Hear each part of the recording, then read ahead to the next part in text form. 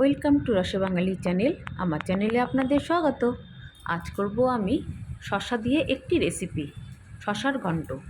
এখানে দুটো বড় সাইজের শসা নিয়ে নিয়েছি। এখন এগুলোকে একটু আলু ভাজার মতন ঝিঝি করে কেটে নিব। ঠিক এরকম করে কেটে নিয়েছি।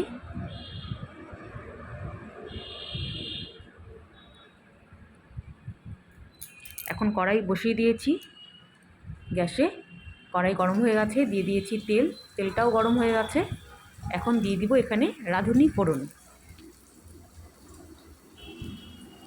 তেল গরম হয়ে গেছে, এখন দিয়ে দিব 1 চা চামচ রাঁধুনি আর দুটো কাঁচা লঙ্কা ফোড়ন।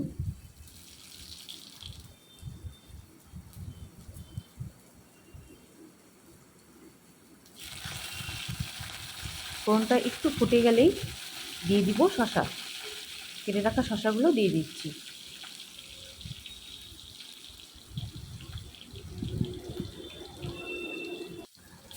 শসাগুলো দিয়ে দিলাম। শসাগুলো দিয়ে এখন ভালো করে নাড়াচাড়া করে মিশিয়ে নিব ফোড়নের সঙ্গে। তারপরে দিয়ে দিব আন্দাজ করে লবণ আর হলুদ।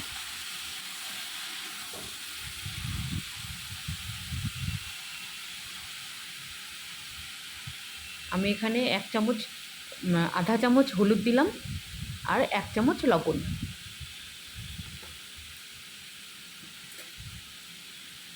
আপনারা আপনাদের পছন্দ মতন লবণ আর হলুদটা ব্যবহার করবেন, যে যতটা রান্না করবেন সেই অনুযায়ী দিতে হবে। আর ঝাল এটাতে কমই দিতে হবে, খুব বেশি ঝাল দিলে কিন্তু ভালো লাগবে না। এখন ভালো করে নাড়াচাড়া করে মিশিয়ে নিয়ে একটু ঢাকা দিয়ে দিব। প্রায় 2-3 মিনিটের মতন একটু ঢাকা দিয়ে রাখবো। ভালো করে মেশানো হয়ে গেছে, এখন ঢাকা দিয়ে দিলাম। প্রায় 2-3 মিনিট পরে ঢাকা খুলছি। দেখুন অনেকটাই সাইড দিয়ে জল বেরিয়ে এসছে। আরও জল বেরোবে, যত নাড়া যাবে তত সুন্দর আরও জল বেরিয়ে আসবে আর এটা সেদ্ধও হয়ে যাবে। এখানে কিন্তু আলগা জল দেওয়ার দরকার নেই। এই শসা থেকে যা জল বেরোবে সেটাতেই সুন্দর রান্না হয়ে যাবে। দিয়ে দিলাম 1 চামচ আদা বাটা। এটাও একটু ভালো করে মিশিয়ে নিয়ে একটু মোটামুটি কষাবো। শসার থেকে তো জল বেরোবে, বেশি কষানো যাবে না, আপসে আপ জল বেরোনো শুরু হয়ে যাবে। কিন্তু যতটা কষানো যায়, যতটা সম্ভব ততটা কষিয়ে নিব।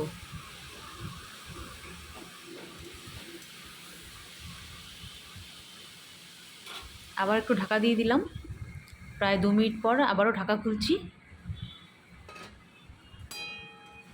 ভালো করে নাড়াচাড়া করে মিশিয়ে নিচ্ছি। আলগা জলটা শুকিয়ে গেছে। এখন একটু যতটা নাড়াচাড়া করব আর একটু থকথকে ভাব করে দিব, খুন্তি দিয়ে ভেঙে ভেঙে দিয়ে একটু থকথকে ভাব করে দিব। আর মাঝে মাঝে ঢাকা দিয়ে দিব, তাতে অনেকটাই জল বেরিয়ে আসবে আর ওই জলে সেদ্ধও হয়ে যাবে। আবারও ঢাকা দিয়ে দিলাম। 2-3 মিনিট পর আবারও ঢাকা খুলব। দেখুন অনেকটাই জল বেরিয়েছে। আবার নাড়াচাড়া করে মিশিয়ে নিব আর ভালো করে ভেঙে ভেঙে দিব। শসার শুক্তোতে কিন্তু আলুও ব্যবহার করতে পারবেন, একটা ছোট সাইজে আলু দিতেই পারেন। কিন্তু আমার কাছে শুধু শসাই যদি করা যায় তাহলে বেশি টেস্ট লাগে খেতে, যার জন্য আর কি আমি আলু দিই না।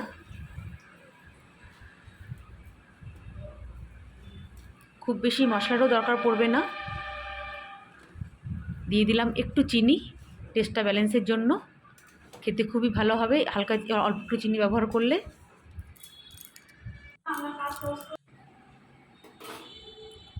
আবারও ঢাকা দিয়ে দিচ্ছি। বেশ কয়েকবার এরকম ঢাকা দিতে হবে আর একটু করে খুলে আবার নাড়াচাড়া করে দিতে হবে। এই করে হয়ে যাবে শসা শুক্তো ঘন্ট, যেটাই বলেন হয়ে যাবে। তিতা না দিলে ঘন্ট আর তিতা দিলে শুক্তো, এটাই হচ্ছে তফাৎ। দিয়ে দিচ্ছি ধনেপাতা ছিটিয়ে দিয়ে একটু নাড়াচাড়া করে বেশ নামিয়ে নিব। হয়ে গেল আমার শসা ঘন্ট রেসিপি। যদি রেসিপিটা ভালো লাগে, খুবই সহজভাবে করে দেখালাম, রোগীর পক্ষে খুবই ভালো খাবার। এমনিও গরমের দিনে আমাদের সবার পক্ষে এসব জিনিস খাওয়া খুবই উপকার। যারা রোগী তাদের তো উপকার হবেই, অবশ্যই হবে, কারণ যেহেতু কোনো তেল মশলা খুবই কম, মশলা না বললেই চলে। তো যার জন্য, আর আমরা ভালো মানুষ যাদের কোনো অসুবিধা নেই তারাও খেলে খুবই ভালো। হয়ে গেল আমার শসা ঘন্ট রেসিপি। যদি রেসিপিটা ভালো লাগে please please please like share and comment করবেন আর অবশ্যই সাবস্ক্রাইব করবেন। আপনাদের একটা লাইক আমাদের পক্ষে অনেক গুরুত্বপূর্ণ। দেখা হবে নতুন অন্য কোনো ভিডিওর সঙ্গে। আপনারা ভালো থাকুন, সুস্থ থাকুন।